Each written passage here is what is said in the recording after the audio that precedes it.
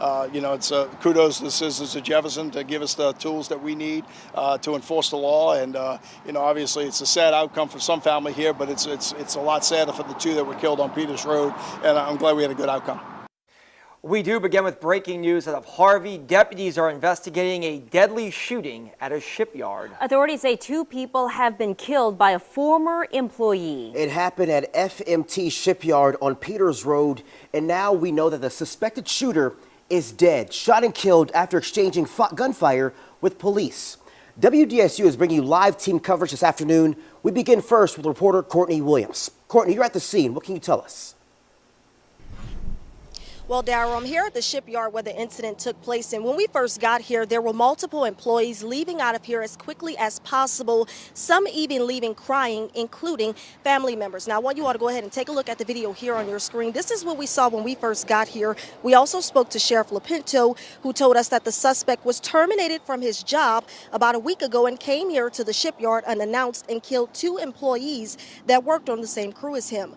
Now, I spoke exclusively to the mother and father of one of the victims, and while they were too emotional to speak on camera, they did tell me that their son was killed for no reason. Here's what one employee who was here at the time of the shooting had to say about the 2 victims that were killed. I'll see them every morning and, say good morning, talk to them. Pretty cool guys, and I just feel really sorry. Everybody called us out and to get out the job site, and it was pretty scary because everybody was screaming, and the only thing I just found out about was they killed two guys, and I knew that was pretty cool, but it hurts. Now, coming up at 4:30, I spoke to one person who was here putting in a job application at the time of the shooting, and he tells me he might have to rethink that decision. For now, reporting live in Harvey, Courtney Williams, WDSU News. Courtney, thank you. We do have live team coverage of this big situation happening in Jefferson Parish. Now, there was a second scene to this crime, and we have team coverage for you on that. WDSU reporter Morgan Lentis is live there. Now, Morgan, we did hear you about 30 minutes ago ask JPSO Sheriff Joe Lapinto a lot of questions about this situation. What are the details that you're finding out about this? Yeah, a lot to tell you guys, but Sheriff Joe Lapinto really saying it was good police work that led them here to this apartment complex off Manhattan Boulevard. I also want you to take a look at this video. We were able to shoot here so you can see the vast scene we arrived to at around 3 this afternoon. Investigators say it was here in the parking lot of the St. Germain apartment complex where they shot and killed the suspect in those shipyard killings. Now, Lapinto says someone spotted a car believed to have the suspect inside leaving that scene. An officer later saw it and pulled it over, and we're told it was the suspect's mother inside.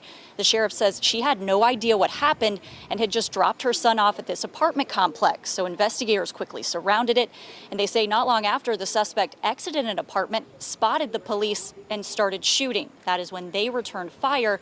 Witnesses tell me they heard at least 6 to 7 shots in rapid succession. Quite a few. Never seen that many. I didn't know what was going on, And then describe the shooting for me again. Well, again, like I said, I heard shots, like 6 or 7 in rapid succession. I was like, sounded like firecrackers, but it wasn't firecrackers. And so thankfully no bystanders or any deputies were hurt in that gunfire. We also asked the question, I'm sure a lot of people want to know, who is the suspect? They said right now they are not releasing his name. Reporting live on the West Bank, I'm Morgan Lentis, WDSU News. Morgan Lentis with the latest. Morgan, thank you so much. We'll check back with you in about 30